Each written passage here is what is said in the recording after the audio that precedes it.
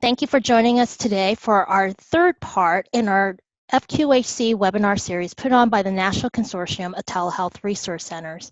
My name is Kwong. I'm with the Center for Connected Health Policy, one of the 14 telehealth resource centers. Next slide, please. The telehealth resource centers are programs funded by the federal government to provide technical assistance to people who are trying to start telehealth programs or have questions related to telehealth. There are 12 regional resource centers that represent and service specific states, and 2 national resource centers, one on policy, which is what CCHP does, and one based on technology, which is located in Alaska. We work collaboratively together to provide technical assistance nationwide and make sure that the funds are used efficiently and effectively throughout the nation in a consistent manner. This is part 3 of a 3-part webinar series aimed directly at federally qualified health centers and rural health centers. Today's subject is on telemental and behavioral health issues, and we are very fortunate to be joined by speakers from Horizon Health. Before we get started, a few housekeeping items. Next slide, please. Please make sure your phone and your computer mics have been muted. If you are looking to ask a question, there will be a chat box where you can type in that question and it will be answered by our speakers at the end of their presentation. We also have a post-webinar survey that we ask that you fill out to help us understand what you thought of this webinar and what other topics you may be interested in for future webinars. Please note that this webinar is being recorded, so if you would like to watch it or have a colleague who cannot make this webinar, they will be able to watch a recording of it later on, and the recording will be posted on YouTube, and that is the URL for that. And right now, I will turn it over to our moderator for today, Jonathan Neufeld, who is with the Great Plains Telehealth Resource Center. Jonathan? Thanks, May. Hi, everybody. Again, my name is Jonathan Neufeld. I am the director of the Great Plains Telehealth Resource and Assistance Center. We are one of the member TRCs in the National Consortium. We serve Minnesota and the surrounding states, North and South Dakota, Iowa, Nebraska, and Wisconsin.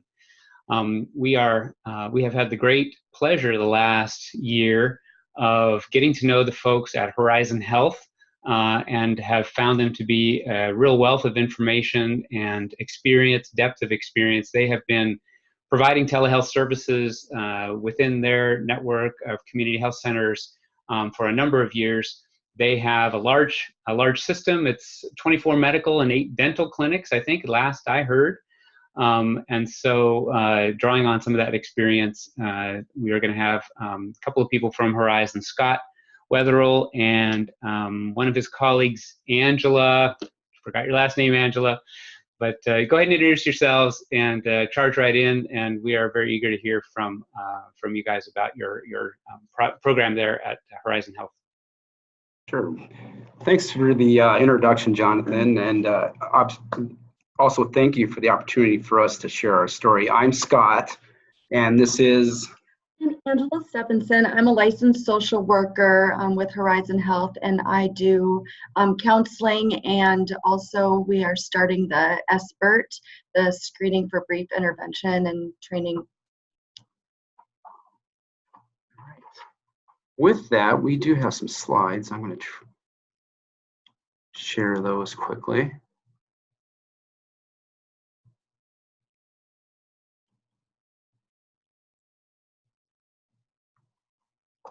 Yeah, so for today's purposes, what we'd like to do is take just a little time to introduce our organization and then give a brief history as it relates to telemedicine and our telemedicine efforts.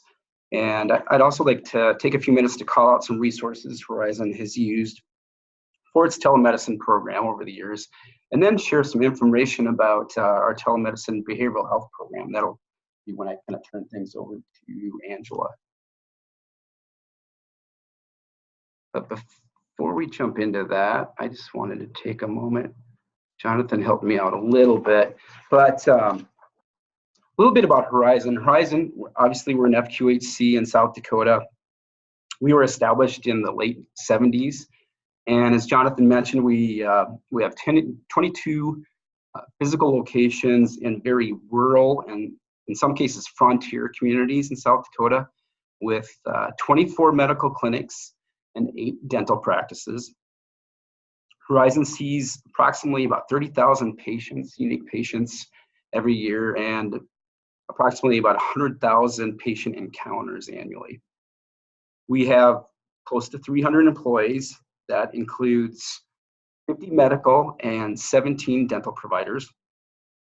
South Dakota itself is a very sparsely populated state with a total population of a little under 900,000. Most of our state is prairie grassland, and then on the far western side of South Dakota, we have a small mountain range known as the Black Hills, and that's where Mount Rushmore is located, kind of our claim to fame. But fortunately, given our sparse population and all the empty space in our state, interestingly enough, South Dakota has a very robust fiber optic footprint across the state. And consequently, almost all of our clinics connect via Metro Ethernet. So our bandwidth is actually fairly readily available. It's never been an issue for us, and our connectivity's been very stable over the years. So for a very rural state, I consider ourselves fairly lucky having that, having those connectivity options. Jump to the next slide. Horizon's history of telemedicine. What's interesting is that it was telemedicine that brought me to Horizon back in the early 2000s. I was actually working with the State Primary Care Association in the late 90s, and I co-wrote a telemedicine grant with Horizon. The grant was funded, and Horizon essentially needed someone to oversee the telemedicine project and also kind of help with their day-to-day IT issues. So I left the PCA and joined Horizon, and again, this was probably early 2000s. And what's interesting is having me lead the telemedicine project was probably our first mistake. And you probably have heard this before, but I personally would strongly recommend having clinician lead for your telemedicine efforts. If you're looking at getting something going in your health center, having a clinician champion for your telemedicine efforts is critical in my mind. You know, a person that can be both an advocate internally among other providers for the program, and also develop some buy-in and act as a liaison in developing relationships with other specialty healthcare providers outside the organization. So after a year or so of trying to get the program running, fortunately we had a physician who became pretty excited about the technology and what it could offer his patients. So he began reaching out to specialty physicians and that he would refer to and ask them if they would be interested in doing follow-up patient visits via telemed. And from there, our program actually began to take off. There's a large health system in the state of South Dakota that was very progressive with telemed and actually is still to this day. And they, at that time, offered Horizon patients specialty services via telemed in areas such as pulmonology, we've done oncology, infectious disease, cardiology, and dermatology. Not only that, but this healthcare organization, they were a great help in getting our program off the ground. They shared a lot of their policies, procedures, best practices. They made equipment recommendations for us and so on. So they were a big help. But unfortunately, offering specialty care services is great for our patients, but unfortunately, it's difficult for Horizon to sustain that service between the equipment that's needed for specialty consults and the costs associated with that equipment. It's very expensive. Not to mention, there's a fair amount of staff time involved with, again, providing specialty healthcare services within our clinics from an outside healthcare system. And lastly, there's also the problem with reimbursement. You know, with minimal reimbursement from insurance payers, it to this day is a struggle for Horizon to offer specialty services from a cost perspective. But we continued this model of offering specialty services via telemed up until about, I'd say, 2009. And at that time, that's when Horizon started taking on the electronic health record. And once we were going through that adoption effort, if you will, it seemed like telemedicine for us kind of took a back burner. But now that we're past that adoption stage on our EMR and we're learning to live with the system, telemedicine does seem to be coming back on the forefront for us. Within the last couple of years, we've started to ramp up our telemedicine efforts again, specifically using telemed to perform acute care visits among our clinics, using our own providers, and also to deliver behavioral health services, which is right now our biggest use case for telemedicine.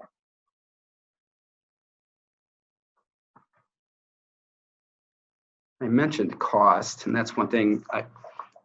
Unfortunately, funding a telemedicine program is not cheap. The hardware tends to be expensive. The equipment needed to present patients, for example, to the specialists is, I would say, roughly between $15,000 and $20,000. And Horizon's connectivity costs alone are well over $240,000 a year. But fortunately, there's resources out there, and a huge one for us is the Universal Service Administrative Companies Program, the USAC program, which subsidizes about 65% of our connectivity costs every year. So that's about $150,000 approximately that we receive to help offset the cost to connect our clinics. So honestly, I strongly believe that Horizon could not operate without that USAC program and that funding. We also have used, of course, the Bureau, Primary Healthcare, and HRSA as a resource. Over the years, we've included telemedicine equipment in our grants, including our latest.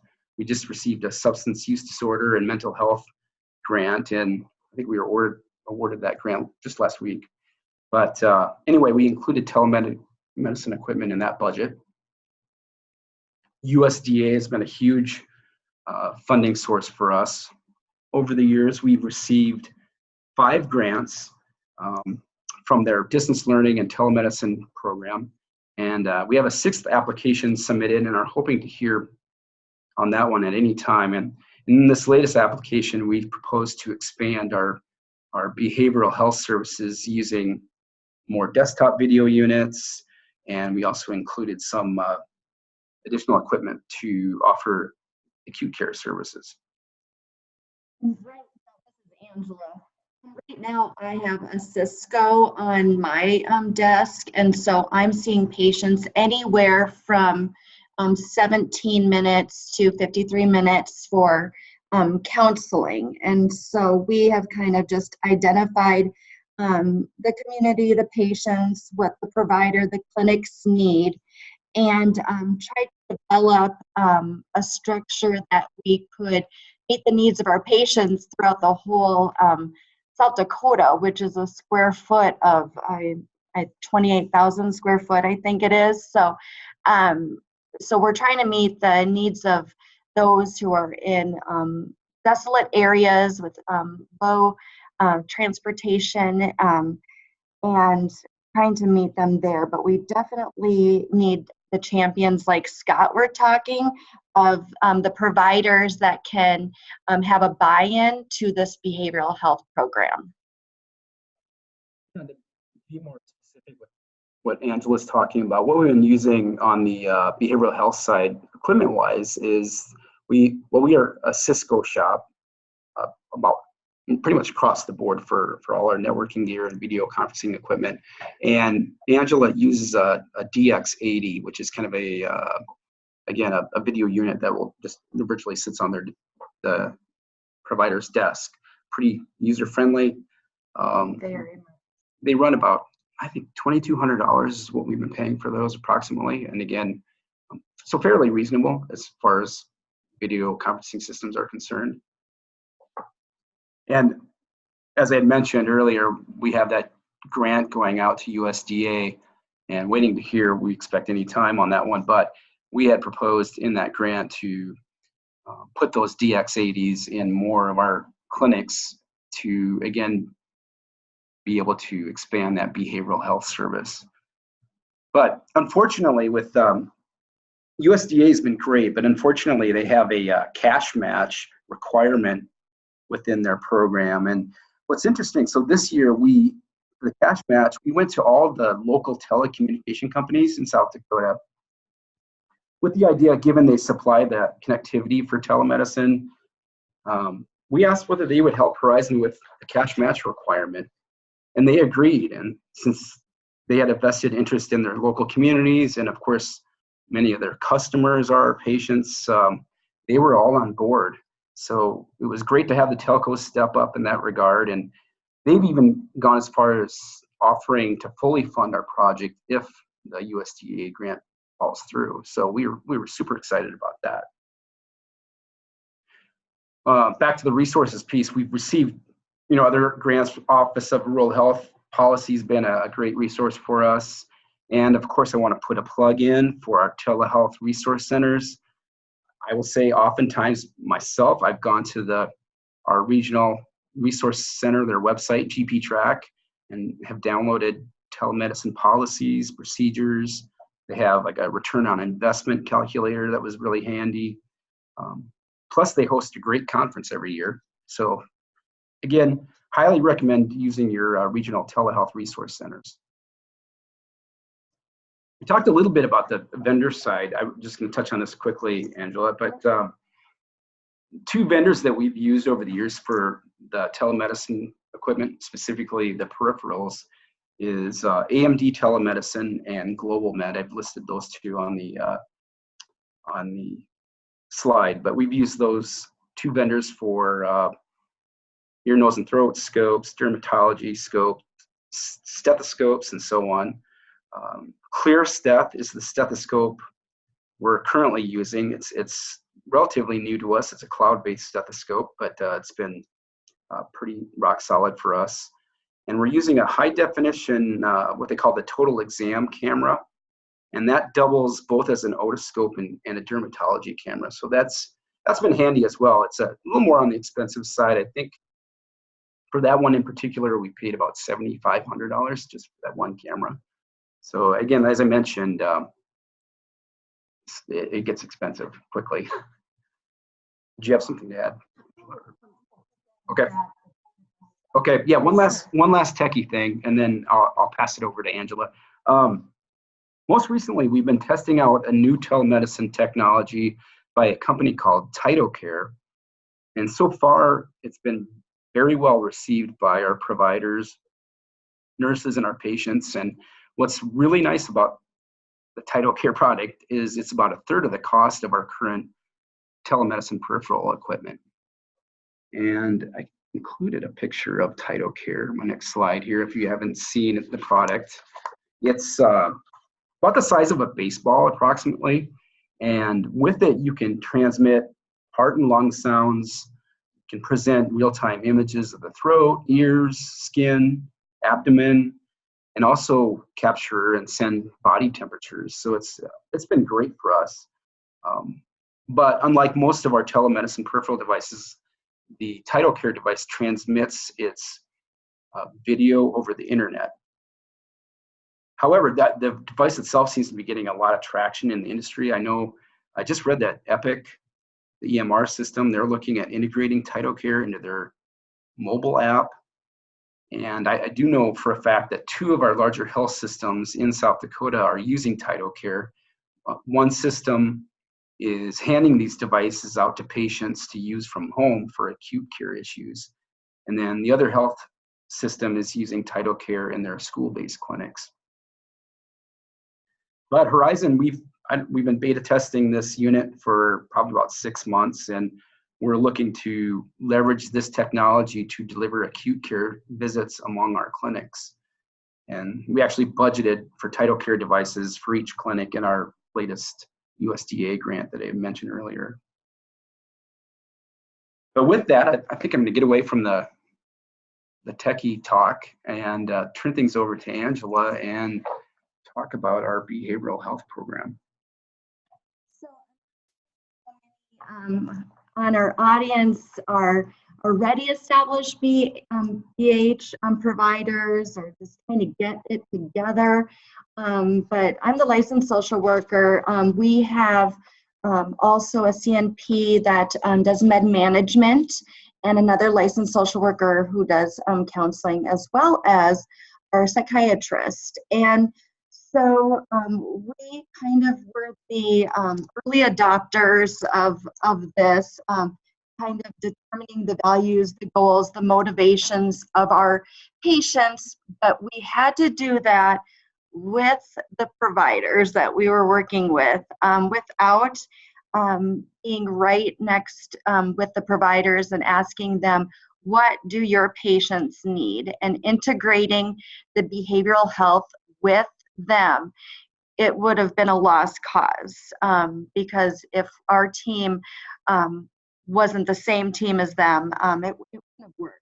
So we observed, we asked the PCPs to observe, we asked for input. We definitely said if we made a mistake, and we tried again. So we tried to also work on understanding our culture, the diversity within South Dakota with our Indian reservations and our cities.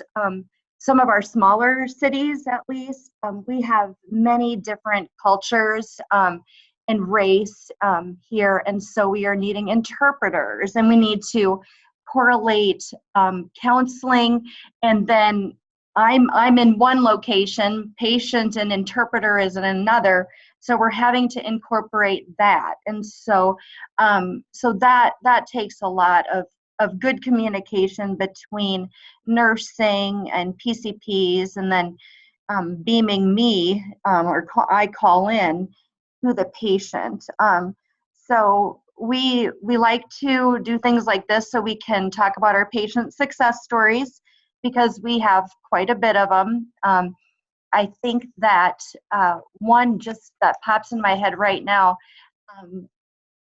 oh yeah, we can go to Lyle's story too, that's on it, but another one I was thinking of is I had a patient in the middle of nowhere, seeing in one of our rural clinics, and she was brought and she had been sex trafficked, and our provider had seen her, did pregnancy tests, did all of the STI testing, and also trauma, and then saw that my schedule was open in about 30 minutes, and thankfully got me involved with her. And so that's where we kind of worked on the what's going on, what has worked, do you feel safe, do you have social support, which she had none. We got her into a shelter, and then we got her to come back and trust us, and now she is back in interstate that she was from. She wasn't from South Dakota. She was trafficked through South Dakota, but that's just one of them. Fort Thompson, South Dakota. Oh my gosh, it's about 2 hours from my clinic that I present out of in DeSmet, South Dakota. Very rural towns, and we have Interstate 29 and Interstate 90, and so she had been trafficked up 29 and then down west on I-90, and that's where thankfully our law enforcement brought her into a very small town on an Indian reservation at Fort Thompson. So that's just one of those things that integration with behavioral health and medical was amazing, because she did have an STI, so she did get started on the meds she needed for that. We did work on trauma, her and I, as well as just resources of getting her involved with finding her son and this and that. Now, on this next slide is Lyle, and this happened accidentally. He was put on my slot to do an intake, and he didn't trust anyone, and he had been pretty much been on drugs and alcohol his whole life. He did have good parents, but got in with the wrong crowd, but also had been traumatized, sexually abused during his early life. And so with working with him, the reason we have Lyle's story is because he now, I think yesterday I seen him, but 20 months sober from meth and alcohol, which is amazing. But I think this happened about 9 months ago, and he came in, he was struggling, and he had just seen medical because he, of course, has a lot of issues with his body. Finally, he's getting hair again, but a lot of medical problems because of the meth and alcohol use. So he popped in to see me through video, and he said, I don't know what I would have done if I wouldn't have seen you today, because all I wanted to do is go get high, and so, the basics of, here I am. I'm your accountability coach. You don't have to call me a therapist. You don't have to call me anything. We'll talk about accountability. We'll talk about how can you be healthier? What are your goals? And they can be as small as they can be. Well, he said, I don't know. Well, he thought he had struggled and barely made a difference in his life. So I asked him, can you just write a letter to yourself and to explain what you've overcome in your years through prison and drug use and loss of a child? And he said, okay. So he came back like 3 days later, and it was front and back.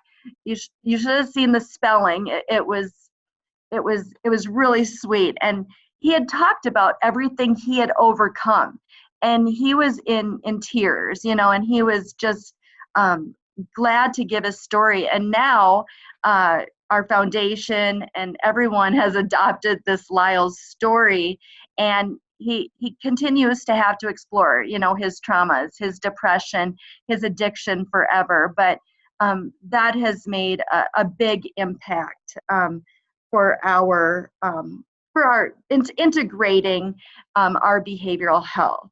So that's Lyle's story. But we also see the ones that come in for medical, maybe prenatal, don't know they're pregnant, find out they're 18 weeks pregnant, but suicidal. And so we're also doing the prenatal visit because we just found out she was pregnant, but also we're getting her in to talk about let's get a safety plan. Let's who's home, or is there a friend we can call, and trying to work on those type of things.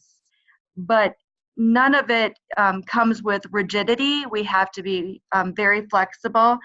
We find that the more structured we get, the more often we can fail. And so we have really tried to be flexible with our providers and for our patients, of course.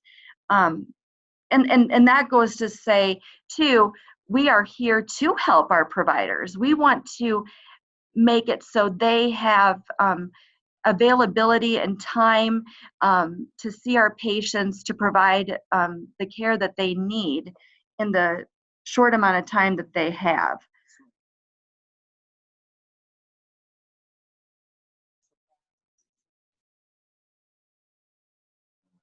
Yes.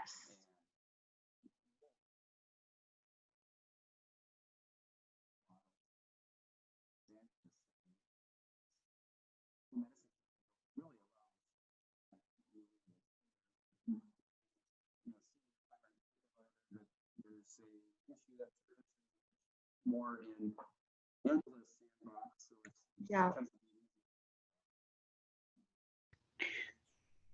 Scott, I think your directional mic is cutting you out there. Sorry, did you hear any of that? No, none of it. Okay, yeah, I was just pointing out that that really what Angela's doing with these instances, she's coming into these clinics virtually via telemedicine. And it really lends itself to a Horizons patient-centered medical home concept in that, you know, we're not a big health system. We don't have a lot of resources, but this telemedicine is able to give us the ability to, again, bring these resources to these patients when the primary care provider is red flagging the situation right at the point of care. So again, we couldn't do it without telemed.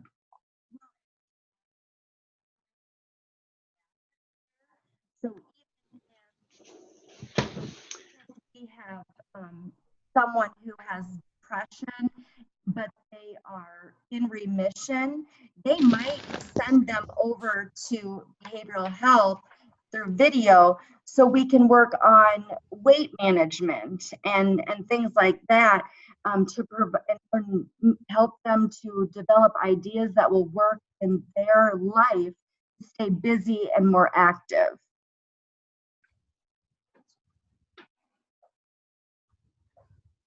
With that, I mean, it's kind of segueing into the next slide.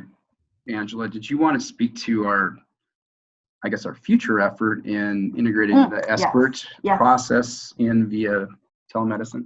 Yes, we have found, and I'd be interested to hear what you guys have found too, if you have already started your BH projects. But so we have been now doing this a couple years.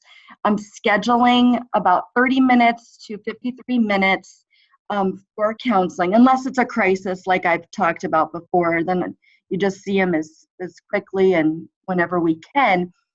But we are going to be moving probably to 90%, working slowly, getting to the SBIRT process, where the screening brief, intervention and referral to treatment process. We are feeling like we could be meeting many more patients at the door when they are in the clinic, the facility. Because of transportation, getting off of work or just getting outside, we don't find that they come back. So I have a lot of no-shows or cancellations or rescheduling. So one day I'll see 8 patients for 53 minutes, and the next I'll have only 1. And so what's the better use of our time for the licensed social workers and counseling? We're feeling like we need to do the SBIRT process, and so we are slowly integrating that and hoping to be in our full swing of that by January of 2020. And we feel like there again, we need to find the champions. We need to maybe be scrubbing, taking regions of and separating them and scrubbing and going, okay, I see this person has had a PHQ 9, and showing moderate or severe, or their page or audit has shown positive. And so let me just have, 10, 15 minutes, or actually we need 16 to bill, but let me just have a little bit of their time so I can develop a really small plan for them that's useful in their life that they agree on while they're in the clinic. And so we are trying to work on that right now. We are actually being trained by Cherokee Health Systems out of Tennessee. And so we're really hopeful that we are going to meet the needs of our patients even better. So we're probably going to be at about 10% specialty counseling maybe by the end of the year. Next year at least. But we are going to also schedule follow-ups, so we see, okay, have you met your goals? What is working? What is not working? Who's your social support? And if this doesn't work, come back. Let's figure something else out. And so what we're doing for follow-up is we're looking at the schedule for when is their labs, when are they going to have their labs again, or next see the provider for chronic care management, and let's get them scheduled then to see me. And so then they don't have to worry about coming back another time and things like that. Another thing I did with some of our patients, we have had some that are aggressive, maybe have been under the influence. And so as much as I miss the hands-on, face-to-face touch type of thing, it has been wonderful to feel safe and working with patients that normally you might ask out the door to keep people safe, but I can de-escalate things knowing that I just have a screen in front of me, and then I can still get a goal obtained from them and get them on their way. So that's been kind of nice. So I feel safe with that aggressive patient. Go ahead. If I could just interject, again, more on the technical side, on the telemedicine side, but from what I'm understanding with the ESPER process, the way Horizon's proposing to do this is when the patient is in the exam room with the primary care provider, and that patient is screened, and they are, I guess, I hate to use the word red flagged, but for a behavioral health issue, we want to do a brief intervention. And so what we're proposing to do is then actually bring in an iPad that's on a stand, and that iPad will contain software. We're going to use WebEx, but the WebEx software would then be used to connect to Angela and our other behavioral health providers to do that brief intervention. That's kind of where the I guess the technical side or the telemedicine side comes into play with this process. But yeah, we're all pretty excited about it, and we're going to be launching it here pretty soon, it sounds like.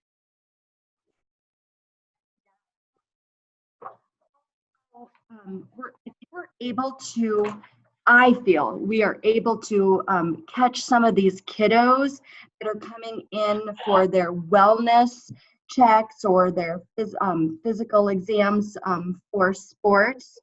And when we're doing some of these audits, we can figure out that there is some anxiety or depression, asking questions like this and developing a plan right then and there, because to get them back and their busy schedule also is definitely a barrier.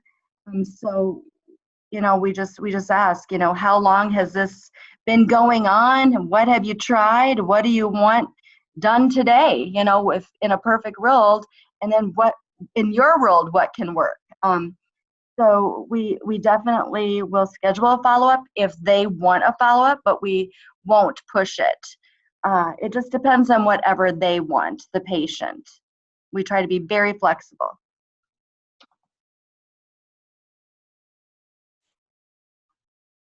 I think I'm going to move into our next slide just to allow some time for questions. We jotted down some benefits of telemedicine. Of course, this is not an all-inclusive list by any means, but just some ideas that we've recognized over the years with our telemedicine program. But I think one of the bigger benefits for us is the increased access. Many of our really small clinics are staffed with just one practitioner, and when that provider is either sick or takes vacation, maternity leave, and so on, we don't necessarily need to close the clinic doors, and we can at least see patients with acute care needs using the telemedicine equipment that I had mentioned earlier. So we even have this in our strategic plan and are looking at telemedicine as a long-term tool to help us sustain care that we're delivering in these small communities that are clearly shrinking rapidly. Saving patient time. Telemedicine can save time for the patient in that many of our clinics are 2, maybe 3 hours to the nearest specialty clinic, hospital, or behavioral health clinic. and so on. So, and for a patient, instead of them driving 3 hours for a 10-minute checkup, they oftentimes are able to see a specialist via telemed from their local clinic. And in addition to that, instead of the patient traveling to the nearest metro area for that specialty visit, they often take time to do their shopping, et cetera, while in town. Well, by keeping the telemedicine consult local, that clearly keeps the business in the community and helps, create some vitality for our small communities. And lastly, reduce stigma. I probably will hand this one off to Angela. I think she could probably speak to this better than I can. Yeah, we talked about this many times, about the stigma when you go to the counselor that's on Main Street or the counselor down First Avenue, and that person's car is right there. Well, for our model, since it's integrated, when you're walking into the dental or the medical clinic, well, we've got behavioral health too, and so no one can feel that there might be a stigma in that way. So I think that has really helped. And also, I think I said this before too, but we don't really have to call it counseling. There's so many ways of doing this by calling it, accountability or, just brief intervention. Being able to bill for it under the BH intake code or the BH, I think 16 minutes to 22. So it really works out good for that, and our patients really appreciate it. One of the common referrals that we have been getting from our providers are maybe diagnostic clarification, a quick one that the provider is working on their obesity, their hypertension, and this and that. And so we're working with the diagnostic clarification, behavioral interventions, some treatment planning, or facilitate consultation with psychiatry that we have with Horizon for medication management. And so while our PCPs on site are very comfortable doing the sertraline or things like that, maybe for these patients they've tried everything and nothing's working. And so that's when we have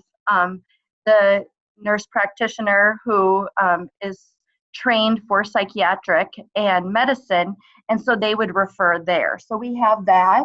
We also do the suicidal and homicidal risk assessments, the trauma and anxiety management.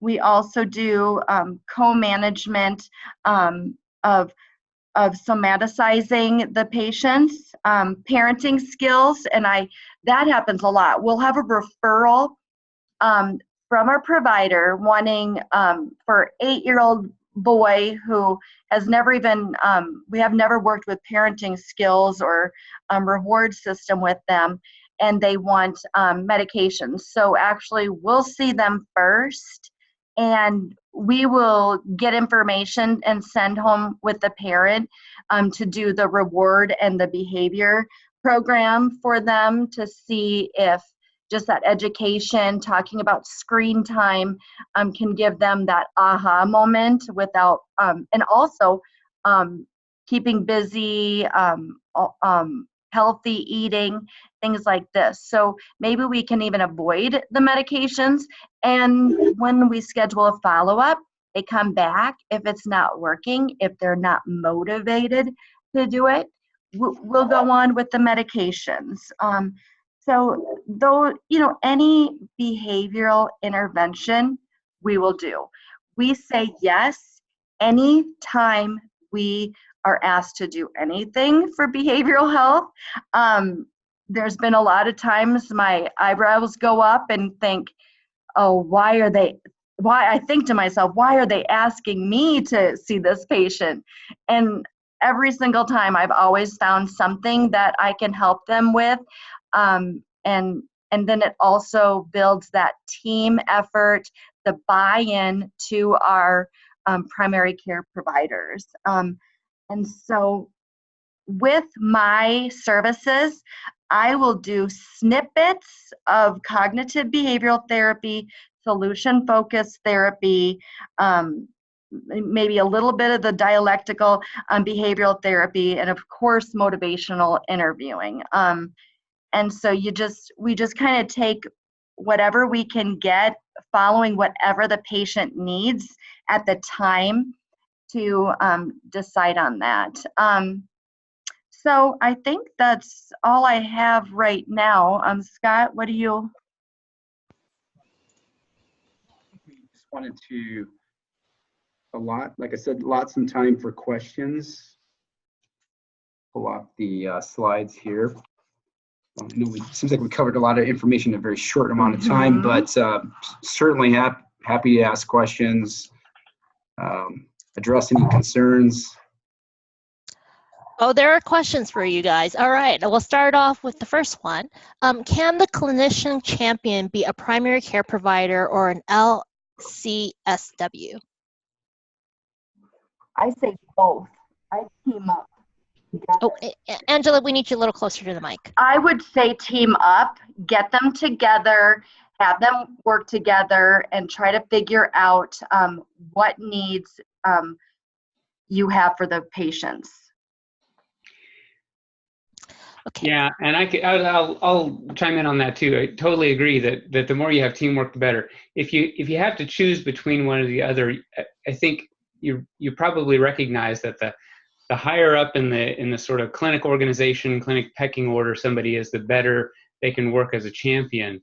But having willing behavioral health folks, if they're willing and that's what you have, then that's what you use, and just work to solve the problems that the clinic has all the time with behavioral health patients, as Angela's talking about. They're always going to say, or you want to get them to the point where they're saying, well, I don't know what else to do. Let's call behavioral health and see if they can help. And if you have behavioral health folks who are willing to say, yeah, we'll see what we can do, that's fabulous. By the way, I don't think I said, I'm a clinical health psychologist. I work in primary care, integrated primary care. That's kind of my specialty area. So that's why this is near and dear to my heart. Okay. Our next question is, how are nurse practitioners and PAs used in telemedicine? Again, I'm that technical person here, but I think I can answer that. I know that, as I had mentioned earlier, Horizon, we employ 50 medical providers. A majority of those, almost all of those, are nurse practitioners, PAs. And so the acute care visits that I had mentioned, they're the ones that are doing that work. They're providing a majority of those telehealth consults. Well, and I can add in too that some of that is going to be determined on a state-by-state basis because of regulations in the state that may differ, and also recognize that what they can do is sometimes different than what they can get paid to do by your various payer mixes. And so so you have to look at both their state licensing board, and also their your payer mix and your policies among the payers. But absolutely, the clinical work, they can do it just as well as anybody else as far as that goes. Jonathan, go ahead, Angela. I do want to just plug in quick because I don't want to forget this because I just found it out. But for SAMSA, SAMSA, you can go to that website and find out how integration billing is for your state. And I haven't checked it out yet, but it's definitely something that everyone will be wondering about, I'm sure, is just who can bill for what, so you guys can get paid. So Angela, you just gave an answer, you and Jonathan just gave an answer for the next question, which was about billing telemedicine to Medicare or to Medicaid. So as Jonathan said, for Medicaid, it's going to vary from state to state, and depending on what you're doing, how you're doing it, and who's doing it, and the services that you're offering. Medicare is a little bit more definite. If you're an FQHC or an RHC, you can act as an originating site. For the majority of telehealth services, you cannot act as a distance site provider, but there are a series of services that use telehealth technologies, none that we're really talking about today. They're about chronic care management, where there are codes that FQHCs and RHCs can do. And if the person who has that question wants to follow up with me and Jonathan later, we're more than happy to talk to you. But if you're talking about Medicaid and private payers, it is going to vary from state to state and sometimes from plan to plan, depending on what the state requires of the plan. All right, next question. I'm a director of behavioral health for an FQHC and am told by administration we cannot provide telehealth or telemedicine into a patient's home or mobile device. Instead, the patient must be physically present in one of our health centers. I don't understand why we cannot meet people where they are via telehealth and also get some clue as to their environment, etc. If FQHCs are all about access to services, why would we limit access via telemedicine? Is it because there would not be a clinical person present with them at home or in case of a crisis? Yet we communicate with them by phone and text when they are at home. Your thoughts? Well, we're not billing if we're calling them. And so we agree, we would love to see that, but I think it's all with the insurance companies. Scott, yeah, we've talked about this a couple weeks ago, just that it's all about what the insurance companies, Medicare, Medicaid, and they will allow, and they're not allowing it. There's no clinical supervision there. Personally, I think patients, and Jonathan can chime in on this too, but I think there's going to be a point where patients. Oh, Scott, I think we need you a little closer to the mic. I was just going to say, I think patients are going to demand it. I know the insurance companies aren't really caught up yet on that type of a scenario, but I just can't see it not changing. You know, I'm hearing more about virtual visits, which are those visits, you know, where you see the patient in their living room with their iPad talking to their provider. Of course, not typically won't be covered by insurance, but in my mind, I think the patient is eventually going to demand it. Jonathan, do you want to weigh in? Well, this goes back to your point earlier, May. It's going to vary state by state, but in general, it's fair to say that seeing the patient in a clinical environment versus seeing the patient in their home or some other, you know, in the wild kind of setting, there's a hard line there in policy. There always is, and and if you're in a state that allows telemedicine to the home by an FQHC, and some do, like Minnesota is one that allows it. Great, more power to you. But in each state has the ability to decide what they're going to pay for, and what you can get paid for is different than what you can do. You can actually provide those services to the home. You just can't get paid for them. So that's why you're not doing them now. Next question. Does anyone know if you have to be an OTP, opioid treatment program, to provide SUD help? This is going to go ahead, Angela.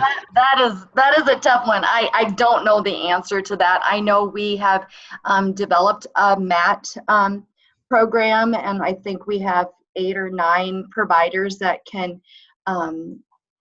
that can prescribe Suboxone, and we are kind of, well, we're riding the bike, but we haven't we haven't built it yet, you know. But we're doing the theory of we're doing the best we can and providing the services we can, but we are needing an addiction counselor. We have to have the psychiatrist overseeing all of that. So I can't answer that completely. Maybe you can, Jonathan? Well, I can't, other than by saying it's going to vary at a state level. There's an interplay of federal and state regulations for many, many services, and mental health, behavioral health is definitely one of those areas. So you're going to have to follow up with your local TRC or with May at CCHP, and we'll have to dig into that one a little further just to find out what context we're working in. Angela, the next question is directly for you. They want to know, do you only provide services via telehealth or also see patients in person? I see patients in person in my small little clinic town of D. Smith, South Dakota. Maybe 10%, just because most of them are all in the other 24, 26 clinics that we are providing care to. Do you use remote patient monitoring in your clinics? No, we don't. Okay. How do you think SBIRT will reduce the number of no-shows? Every single time, obviously, because if we're getting a referral or a call quick to what are you doing, can you see this patient when you're done with that, every single time. Our no-show rate is, well, I think everyone will understand with mental health, sometimes their motivation changes after they hang up the phone to make the appointment, and so that's just how it is, and we need to meet them at the door, and so we will still provide therapy, of course, but we're just finding that the expert will help every single time with deciding on goals and things like that. Mm-hmm. Hang on, Angela. The next question's for you too, Yeah. I think, and it's actually a really interesting one. Do you find it difficult to engage male patients in behavioral health via telemedicine versus female patients? No. Okay, sure. Not at all. Short and to the point. Okay. Not at all. Scott, this one I think is for you. What software do you use for your telehealth visits? Software. Well, for scheduling, I guess we simply use Outlook, Microsoft Outlook. I don't know if there's for example, there's a specific software that manages the clear stethoscope. I think the devices you had in your presentation were Polycom, just kind of hardware-based codecs. Yeah, for the most part. A lot of people are used to running something like a web-based video system, and you're using hardware-based. Yep, for the most part, yeah. Again, we're use Cisco for our video infrastructure, and so there's not really a software per se. Although, as I had mentioned earlier, we are seriously looking at WebEx, which is much like Zoom, to integrate into that expert process that we talked about. Okay, so there's a series of questions about billing, so I'm going to lump them all together. They're asking, are you billing fee-for-service the insurance providers, and are they paying the same rate that they would have had they done in person, if you know? Or, is it, again, if you're getting the same rate? And then there were another questions. Oh, and are you billing Medicaid, your Medicaid program, both as a distance site and originating site provider? So I'll go through those questions again. Are you billing as fee-for-service? Yes. Are you, is it being paid the same amount when you're billing? And underneath Medicaid, are you billing as the distance site or the originating site, or both? I know that, so our Medicaid rate is different from what we get from the private payers, let's say. So that does vary.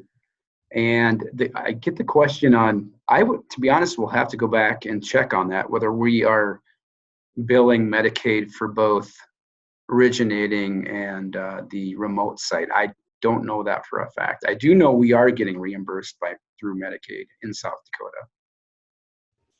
Yeah, and I can add that those policies, again, are going to vary state by state. Some states are going to pay an FQHC, their PPS rate, for any service they provide. Others are going to pay off the fee schedule for them billing on a fee-for-service rate, and then some are just going to say, sorry, you can't bill a pro fee at all, because even though it's a Medicaid program, they're going to read the Medicare regs as excluding you. So, and you can get more details about that from me or May. And Scott, while you're still there, another techie question: have you explored telemedicine? Have you explored leveraging other technology other than a WebEx?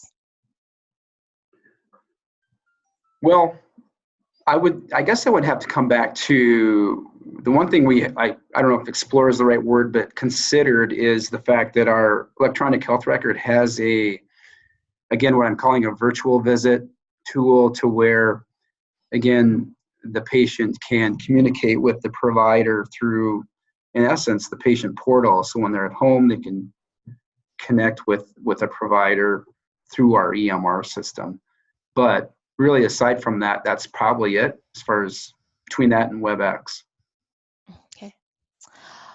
What is your experience, or have you had an opportunity to utilize telehealth with patients with opioid use disorders?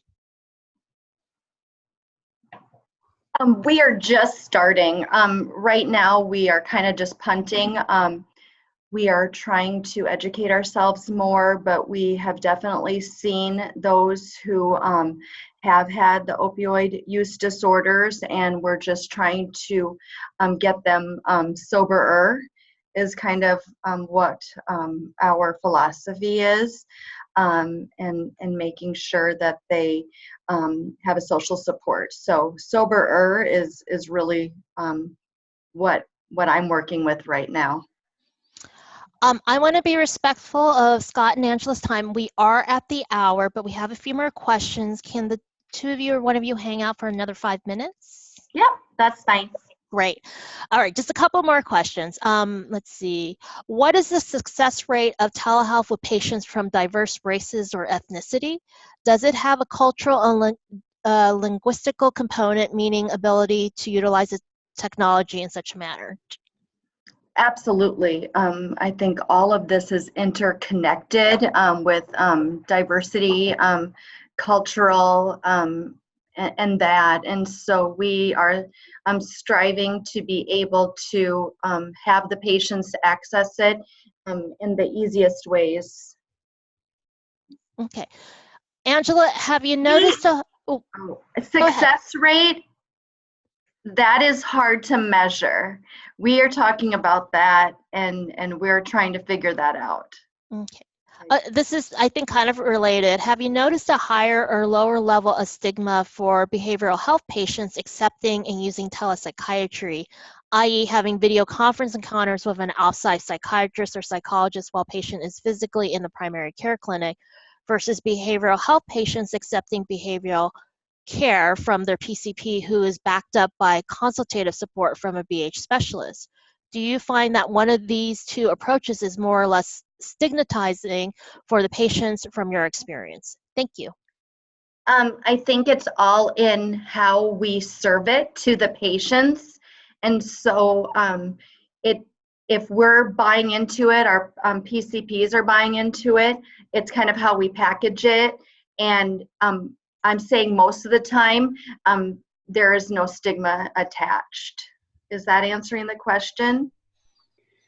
I want to underscore that too, because that's such a fabulous answer and insight, Angela, because what we have found in working with a lot of different programs is that it's not so much a matter of the licensure or the structure or the arrangement. It's how do staff view this? Is this excellent healthcare with excellent access, or is it, you know, second class, sorry, we can't really give you what you need or want, but maybe you can go see this doctor on the screen and hopefully that'll be okay. Without knowing it, we give that kind of impression very easily if we're not really watching ourselves, watching staff, making sure that we say, no, this is great. You could drive 2 hours to get this, but you could get it right now with this person by video, and it's really fabulous. Come on here, let me sit you down and hook you up. The next two questions are sort of related, and we're a little bit back to the billing. It's like, are you allowed to bill for both behavioral health and a primary care visit the same day? And then another question that was very similar is it possible for my provider to see the patient and then let the patient see the counselor? Will we be able to send those visits to insurance? We just talked about this today. Behavioral health always will trump, and that will be what's billed. And I think that's usually that will be more lucrative of an amount, I guess. So we were just told by a consultant company that BH will will take precedence over it. What was the second question? So would they be able to see the primary care provider and then the counselor on the same day right afterwards? Absolutely. Yeah, absolutely. We have came into problems, just interjecting this here, of like if the psychiatrist is seen, the patient sees the psychiatrist and also sees me, they won't pay for both. So there can't be two BH codes billed. So Okay. they'll take one of them. Thank you. Have you used a stethoscope directly connected to a codec, parentheses, Cisco, opposed to using a PC with software? Yes. That's your answer. Outdoors, right? Yes, you know, it's funny. I do remember it wasn't that long ago. It seemed like we were going directly into the codec with the stethoscope, and really had it was just a little more complicated. We had to set the codec to, you know, we had to specify the settings on that particular port to transmit those sounds appropriately. But I will say we are having much more luck with the cloud-based version that I had mentioned earlier. Mm-hmm. Here's a question where we hear a lot, at least at the TRCs get. Are you able to see students while they are at school, making the school the originating site? The only time is that we have a Native American school in La Plante, South Dakota, way on the north of the state. And we do have a video unit in there, and we are seeing patients or seeing kiddos there. And it's going great. It's going great, and they're just short, interventions with them. But we're doing the best we can, and we feel like at least we're working, developing goals, trying to educate them. And so, yeah, it's great. You just have to have a video in it. You have to have a unit. Yeah, just to add to that quickly, that particular school is part of our FQHC designation. So This next question might be one we need to take offline, but I don't know if Jonathan, you might have an answer. As an Indiana FQHC, what would be the difference or benefit in billing virtual communication services or care management versus telemedicine? Yeah, I saw this. This is a bit of a longer answer, and I'll type a response to this one. And this is the kind of thing that it would be good to follow up with with your PRC about. It's not really so specific to Indiana, but those other types of services that you're talking about offer benefits and challenges of their own, and so it's not a no-brainer which to do. And the last question that we have, it has a question in it, is, and I'm not quite sure actually if you guys can answer this, is what CPT codes are you using to bill with? That may be more for your billing person. I should know them by heart, but I can't tell you off the top of my head. I'm doing them every day. I apologize. So probably, and that is also going to depend on who you're submitting your reimbursement to. Yeah, it's the BH intake. It's a 731. It's the psychotherapy intake for psychotherapy. Probably 90791 for non-medical, 90792 for a psychiatrist. Yes, yes. And then there's also the ones that show anything over 16 minutes, and then also the 30. Those are what we're billing. Well, that's it for our questions. I want to extend a thank you to Scott and Angela for that great presentation and for staying over a little bit to answer all of our questions. I want to thank Jonathan for helping to moderate and also provide some answers for today's questions. And I want to thank all the attendees for your participation and your the great questions that you submitted. I hope you found this very educational. Wanted to thank our partners for helping us advertise, NAC and High Tech for getting the word out for this webinar series. And I hope folks have found this useful. So I would just ask that you fill out the survey that we have to let us know what you thought of this and what you may want to see from future webinars. And I would just wish everybody a great day, and Labor Day is coming up, and have a happy Labor Day. Thank you, and this concludes our webinar. Thank you again to Scott and Angela and Jonathan. Thank you.